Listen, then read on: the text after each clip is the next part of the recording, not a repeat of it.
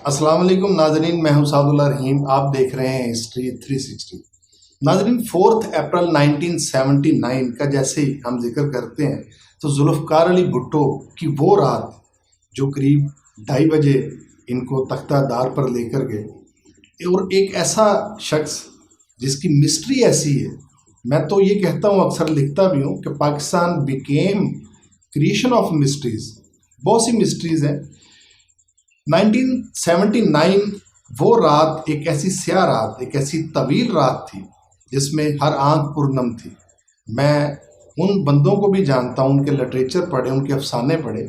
मोहम्मद मंशा याद, जिनकी किताब यादों से बड़ा बस्ता, तो उसमें लिटरेचर भी है यादों से भरे बस्ते में। जुल्फ़कार अली भुट्टो के उन्होंने इसमें जिक्र कर रखा है कि जो बहुत ज़्यादा हक में नहीं थे जुल्फ़कार अली भुट्टो के, वो उनकी आंखें भी पुरनम थी, उनके चेहरों पर भी परेशानी अय्यां थी। आज जुल्फ़कार अली भुट्टो साहब को डिस्कस करेंगे, और हमें आज टोबा टेक सिंह से ज्वाइन किया है अल्लाह देता साहब ने, जो कि पीपल्स पार्टी के बहुत बड़े जाले हैं। आइए मिलते हैं उनके साथ। अस्सलाम वालेकुम अल्लाह देता साहब। जी वालेकुम अस्सलाम जी। अल्लाह देता साहब कैसे हैं आप? जी शुक्र है अल्लाह दा, ये बड़ी मेहरबानी है जी, तुसीं साडे वर्गे बंदियां नूं भी याद कीता है। नहीं, जालों का जनाब हम बड़ा ख्याल रखते हैं, और आप जैसे खासकर जाले इतनी दूर से आए हमारे स्टूडियो में। अच्छा अल्लाह देता साहब, मुझे एक बात बताइए, पाकिस्तान की पहली अवामी तहरीक जुल्फ़कार अली भुट्टो साहब की थी। अवामी तहरीक इतनी फैल गई, इतना उनका चर्चा था। आप कैसे देखते हैं भुट्टो साहब के उस दौर को? आप तो कारकुनान में हैं, आप ज़रा थोड़ा डिफाइन कीजिए, पब्लिक को बताया जाए। जी भुट्टो साहब बड़े चंगे ਜਿਹੜੇ ਸਿਆਸਤਦਾਨ ਰਹਿ ਕੇ ਗਏ ਨੇ ਜੀ ਮੁਲਕ ਵਿੱਚ, ਬੜੇ ਗਰੀਬਾਂ ਦੇ ਹੱਕ 'ਚ ਬੜੇ ਚੰਗੇ ਹਨ जी जी। ਹੁਕਮ ਜਿਹੜਾ ਆਵਾਮ ਦੇ ਹੱਕ 'ਚ ਬੜੇ ਚੰਗੇ ਰਹੇ ਹਨ, ਔਰ ਕਿਸਾਨਾਂ ਦੇ ਹੱਕ 'ਚ ਬੜੇ ਚੰਗੇ ਰਹੇ ਹਨ। ਮੈਨੂੰ ਤਾਂ ਪਤਾ ਲੱਗ ਜਾਵੇ ਜਿੱਥੇ ਭੁੱਟੋ ਸਾਹਿਬ ਦਾ ਜਲਸਾ ਆ, ਮੈਂ ਤਾਂ ਵਗ ਜਾਣਾ, ਪਾਣੀ ਤਰੋਕਾ ਆਪ ਕਰਦਾ ਹਾਂ ਉੱਥੇ ਜਾ ਕੇ ਜਲਸੇ ਵਾਲੀ ਥਾਂ ਤੇ। ਠੀਕ। ਔਰ ਮੈਂ ਆਪਣੀ ਮੁਸੇਰਾਂ ਨੂੰ ਲੈ ਕੇ, ਫੁਫੇਰਾਂ ਨੂੰ ਲੈ ਕੇ, ਪੁਤਰੇਰਾਂ ਨੂੰ ਲੈ ਕੇ ਜਿਹੜਾ ਵੀ ਚਲੇ ਜਾਂਦਾ ਹਾਂ, ਔਰ ਜਿਹੜਾ ਵੀ ਇਸ਼ਤਿਹਾਰ ਲਾਉਂਦਾ ਹਾਂ ਜਾ ਕੇ ਉੱਥੇ ਲੇਵੀ ਨਾਲ, तो लेवी असीं सटा ਲਈ ਦੀ ਹੈ। ਟੀਨ ਦੇ ਡੱਬੇ ਜਿਹੜੇ ਚੱਲਦੇ ਹਨ ਪਹਿਲੇ, ਉਹਦੇ ਵਿੱਚ ਲੇਵੀ ਬਣਾ ਲਈ ਦੀ, ਲੈ ਕੇ ਚਲੇ ਜਾਈਦਾ। ਇਤਨਾ ਸ਼ੌਂਕ ਸਾਨੂੰ ਚਾਹ ਚੜ ਜਾਂਦਾ ਹਾਂ ਕਿ ਅਸਾਂ ਜਿਹੜਾ ਵੀ ਇਸ਼ਤਿਹਾਰ ਲਾਉਂਦੇ ਜਿਹੜਾ ਡੰਗਰਾਂ ਦੇ ਉੱਤੇ ਵੀ ਲਾ ਦਿੰਦੇ ਹਨ। नहीं देता साहब, ये तो 1974 में पहली गोली जुल्फ़कार अली भुट्टो साहब जो किसानों के हक में, देता साहब आप कह रहे हैं, तो मैं आपको अंदाज़ा है कि उस वक्त जब पहली ये गोली ही चली मज़दूरों पर, और मज़दूरों के हक में, किसानों के हक में, और 2 साल बाद ये शॉर्ट लिफ्टेड था कि जुल्फ़कार अली भुट्टो साहब अशराफिया से हाथ ना मिलाते, जागीरदारों के साथ बैठे थे, और उसी ट्रेजिडी में ख्वाजा रफ़ीक की शक्ल में देता साहब, जब हमें ये ख्वाजा बरादरान, साद रफ़ीक, जिसको सैड रफ़ीक भी कहती हैं, ये सारे हमारे वही पल्ले पड़े। लेकिन आप कारकुनान हैं, मेरा आपसे अगला सवाल जो होगा वो जुल्फ़कार अली भुट्टो साहब का, जब इन्होंने राशन कार्ड घर घर तकसीम किए, पाकिस्तान के तमाम अज़ला में उन्होंने डिपो निज़ाम को लॉन्च किया, और वहाँ पर राशन की तकसीम की भरमार हुई। आप जाते थे, डिपो देखे आपने, जाहिर है आपका राशन कार्ड था पहले, ये तो बताइए कैसे उस दौर को, किस तरह का था? जी सब तो पहले तो मैं ये आखांगा जी कि ਜਿਹੜੇ ਵੀ ਭੱਟੋ ਸਾਹਿਬ ਹਨ ਉਹ ਭਾਵਾਂ ਜਾਗੀਰਦਾਰਾਂ ਦੇ ਵਿੱਚ ਜਾ ਕੇ ਬੰਦੇ ਹਨ, ਪਰ ਸਾਡੇ ਉਹ ਦਿਲਾਂ ਦੇ ਵਿੱਚ ਵਸਦੇ। वाह।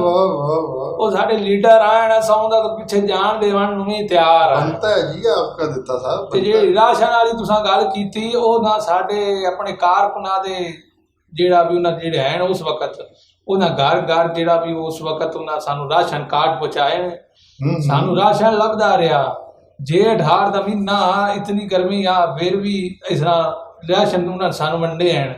ਇੱਕ ਪਾਸੇ ਜਿਹੜਾ ਬੁੱਢੀਆਂ ਦੀ ਲਾਈਨ ਹੈ, ਦੂਏ ਪਾਸੇ ਜਿਹੜਾ ਬੰਦਿਆਂ ਦੀ ਲਾਈਨ ਹੈ, ਸਾਨੂੰ ਰਾਸ਼ਨ ਕਾਰਡ ਵੰਡਦੇ ਰਹਿਣ। ਉਸ ਵਕਤ ਤਾਂ ਗਰਮੀ ਇਤਨੀ ਹਾਂ, ਸਭ ਤੋਂ ਪਿੱਛੇ ਮਾਏ ਹੁੰਦਾ। ਉਸ ਵਕਤ ਤਾਂ ਮੈਂ ਜਵਾਨ ਹੁੰਦਾ ਹਾਂ, ਤੇ ਸਭ ਤੋਂ ਪਿੱਛੇ ਤਾਂ ਮਾਏ ਹੁੰਦਾ। ਜਿਹੜੇ ਵੇਲੇ ਮੇਰੀ ਵਾਰੀ ਆਉਂਦੀ, ਉਸ ਵੇਲੇ ਤੇ ਰਾਸ਼ਨ ਕਾਰਡ ਵੀ ਜਿਹੜਾ ਵੀ ਖੁਰ ਜਾਂਦਾ। अच्छा, ये कितारों में आप चलते थे, कितार लगी होती थी? ਜੀ ਉਸ ਵੇਲੇ ਕਤਾਰਾਂ ਲੱਗੀਆਂ ਹੁੰਦੀਆਂ ਹਨ, ਇੱਕ ਪਾਸੇ ਬੁੱਢੀਆਂ ਦੀਆਂ ਤੇ ਦੂਏ ਪਾਸੇ ਬੰਦਿਆਂ ਦੀਆਂ ਕਤਾਰਾਂ ਲੱਗੀਆਂ ਹੁੰਦੀਆਂ ਹਾਂ। ਵਾਹ ਵਾਹ। ਤੇ ਜੇ ਵੇਲੇ ਮੇਰੀ ਵਾਰੀ ਆਉਂਦੀ ਹੈ ਉਹ ਵੇਲੇ ਰਾਸ਼ਨ ਕਾਰਡ ਮੇਰਾ ਖੁਰ ਜਾਂਦਾ ਤੇ ਮੈਂ ਅਗਾਂ ਜਾ ਕੇ ਤੇ ਜਿਹੜਾ ਰਾਸ਼ਨ ਲੈਂਦਾ ਉਸ ਵਕਤ ਸਾਨੂੰ ਦੋਵੇਂ ਸਿਰ ਜਿਹੜਾ ਵੀ ਆਟਾ ਲੱਭਦਾ ਤੇ ਦੋਵੇਂ ਸਿਰ ਸਾਨੂੰ ਘਿਓ ਲੱਭਦਾ ਤੇ ਇੱਕ ਸਿਰ ਸਾਨੂੰ ਚੀਨੀ ਲੱਭਦੀ ਆ ਉਸ ਵਕਤ ਵਿੱਚ। ਤੇ ਇਤਨੀ ਸਫਾਈ ਹੁੰਦੀ ਆ ਇਸ ਕਰ ਤੇ ਮੈਂ ਇੰਜ ਕਰਕੇ ਜਿਹੜਾ ਵੀ ਉਹਨੂੰ ਕਾਰਡ ਵਧਾਇਆ ਹੈ ਜੀ, ਇੰਜ ਕਰਕੇ ਮੈਂ ਹੱਥ ਬਾਹਰ ਕੱਢਿਆ ਤੇ ਇਤਨੀ ਸਫਾਈ ਹੈ ਉਸ ਬੰਦੇ ਦੇ ਹੱਥ 'ਚ। क्या राशन साफ करके देता था आपको? नहीं जनाब, उस मेरी घड़ी ला ली है जी डिपू वाले ने। तो होर उस वक्त ਦੇ ਵਿੱਚ ਉਸ ਮੇਰੀ ਘੜੀ ਲਾ ਲਈ ਤੇ 10 ਰੁਪਈਆਂ ਦੀ ਉਹ ਵਕਤ ਵਿੱਚ ਘੜੀ ਹੁੰਦੀ ਆ ਤੇ ਜਦੋਂ ਨਾ ਮੈਂ ਲਾਈਨ ਦੇ ਵਿੱਚ ਲੱਗਿਆ ਆਇਆ ਉਸ ਵਕਤ ਤੋਂ ਲੱਗ ਕੇ ਜਿਵੇਂ ਤੱਕ ਮੇਰੀ ਵਾਰੀ ਨਹੀਂ ਆਈ ਇੱਕ ਬੰਦੇ ਨੇ ਮੈਨੂੰ ਟਾਈਮ ਪੁੱਛਿਆ ਵੀ ਬੰਦਾ ਪੁੱਛੇ ਵੀ ਅੱਛਾ ਟਾਈਮ ਤੇ ਲੱਭਦਾ ਪਿਆ ਹੈ ਤੇ ਦੂਜੀ ਗੱਲ ਇਹਨਾਂ ਨੂੰ ਬੰਦਾ ਇਹ ਕਰੇ ਆ ਵੀ ਇਤਨੀ ਗਰਮੀ ਸਾਨੂੰ ਮਾਰਿਆ ਤੇ ਮੈਂ ਲਾਈਨ ਦੇ ਵਿੱਚੋਂ ਇੱਕ ਪਾਸੋਂ ਆ ਕੇ ਬੈਠਾ ਤੇ ਇੱਕ ਮਾਈ ਮੈਨੂੰ ਆ ਕੇ ਆਂਦੀ ਵੀ ਇਹ ਬਾਊ ਆ ਸਿਗਰਟ ਤਾਂ ਪਵਾਵੀ ਆ। ਮੈਂ ਕਿਹਾ ਅਗਰ ਮੈਂ ਸਿਗਰਟ पवाना लगता तेन जाहिर है उस वक्त एक दौर था जब हुक्का ज्यादा चलता था, सिगरेट भी चलता था। अच्छा फिर वो जी माई मैंने सिगरेट मंगी, मैं बड़ा शर्मिंदा आया। मैं आखिर माई मैं सिगरेट नहीं पींदा, जा तेरा अल्लाह भला करे, जा मुड़ जा तू।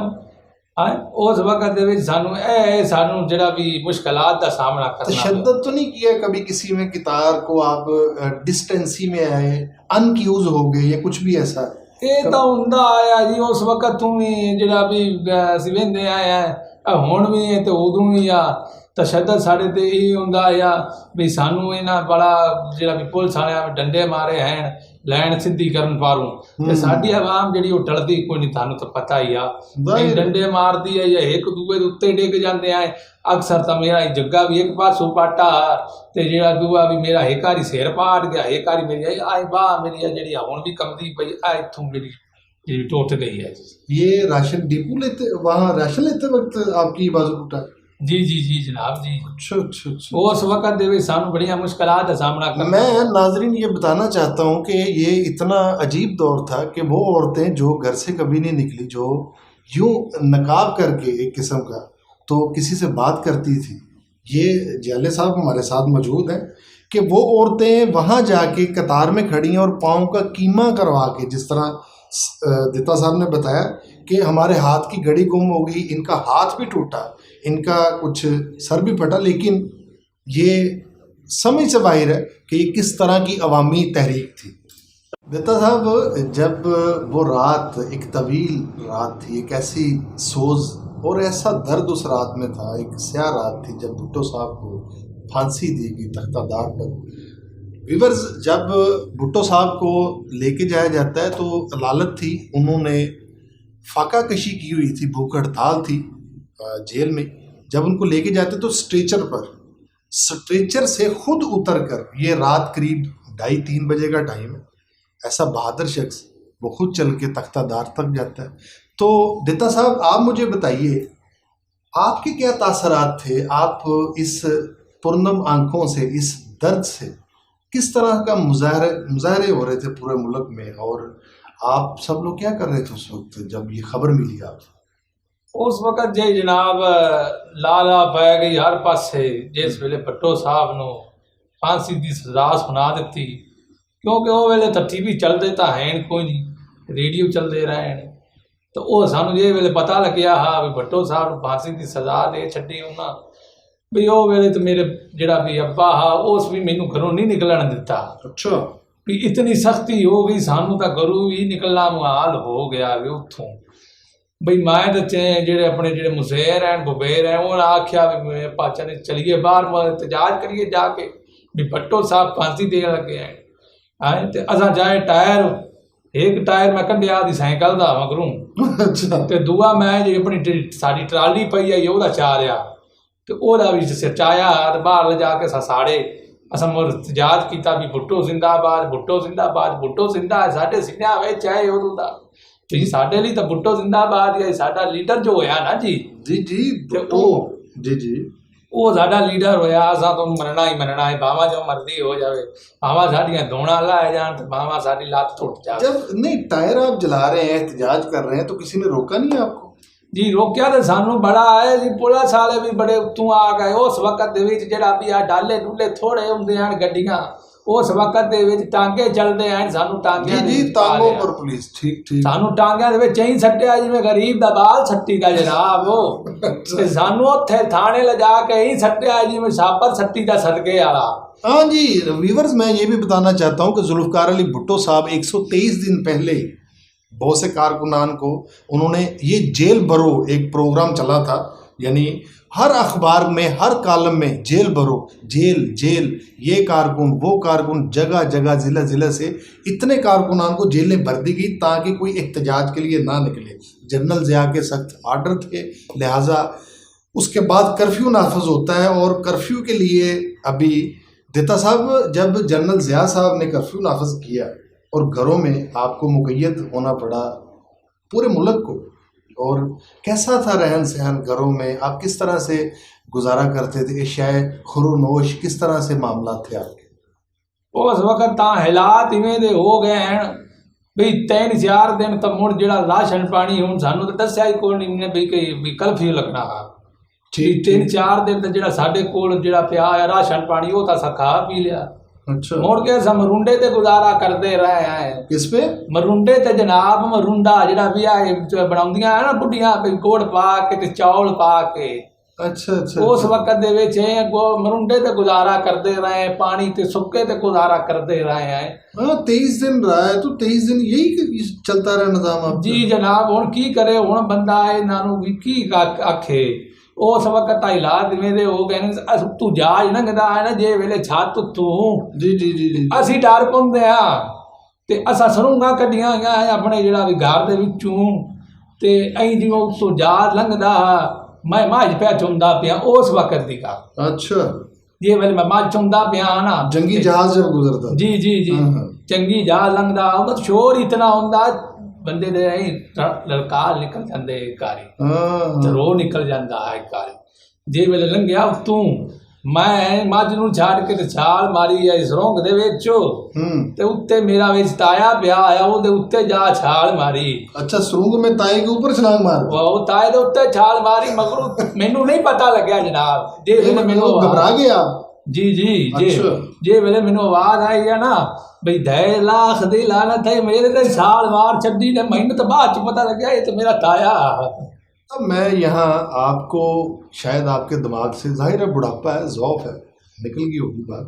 ویورز میں بتانا چاہتا ہوں کہ بینظیر بھٹو یہ بھی ایک مسٹری ہے. منشا محمد یاد کی جو کتاب ہے جس کا میں ذکر کر چکا ہوں، تو جب بینظیر بھٹو نصرت بھٹو ان کی والدہ ذوالفقار علی بھٹو سے ان کو 3 دن پہلے ہی نظر بند کر دیا گیا اور 1 دن پہلے بتایا گیا جی آپ جا کے مل لیں ذوالفقار علی بھٹو سے. یہ ایک بڑی ستم ظریفی تھی اس ملک کی، اس ڈیموکریسی کی. اور جمہوریت کا تو ہم پالے پڑھتے ہیں نا کہ جمہوریت ہے، جمہوریت کا کوئی ایسا چکر نہیں تھا. جو چیزیں سچائی کا فقدان ہے، جھوٹ، ریاکاری اور 2 نمبری کی جو عمارتیں ہیں وہ اتنی اوپر ہیں خود ہی ڈیپ لوڈ ہو جاتی ہیں، اپنے وزن پر گر جاتی ہیں. یہی وجہ بنتی ہے کہ میں جب یہ سوچتا ہوں یہ بات کہ ایک بیٹی کس طرح سے اپنے باپ کو ملی ہو. ایک تو سلاخیں تھیں اور اس کے اوپر خاردار تاریں بھی تھیں. اندر ذوالفقار علی بھٹو صاحب جو فاقہ کشی میں تھے وہ بڑے ہوئے تھے. لیکن اس سے ہی ریلیونٹ ایک ایسا معاملہ جو خان لیاقت علی خان کا ہے، ہم دتا صاحب سے وہ بھی پوچھتے ہیں کہ دتا صاحب آپ نے خان لیاقت علی خان کا دور بھی دیکھا ہوگا، سنا ہوگا، آپ کس طرح سے اس دور کو دیکھتے ہیں، محسوس کرتے ہیں؟ جی جناب اساں دیکھیا ساڈے جڑے بڑے وڈے ہیں انہاں دسیا سانوں بھی اس وقت لیاقت علی خان گولی جڑی وجی ہے جی جی تے اس وقت ساڈے وڈے ہیں اوتھے سن کمپنی باغ راولپنڈی.